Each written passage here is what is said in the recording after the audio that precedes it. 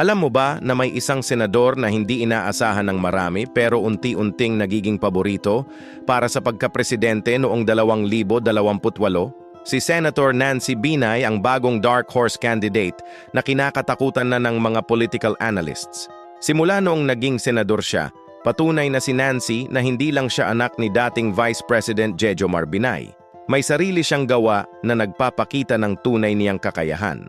Sa Senate, mataas ang rating niya dahil sa mga committee na pinamumunuan niya. Nakakagawa siya ng mga batas para sa mga kababaihan at social services.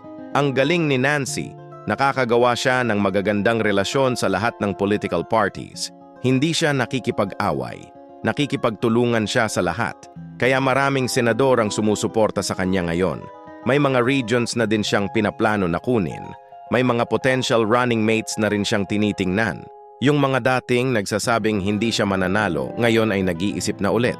Baka nga siya ang susunod na presidente ng Pilipinas.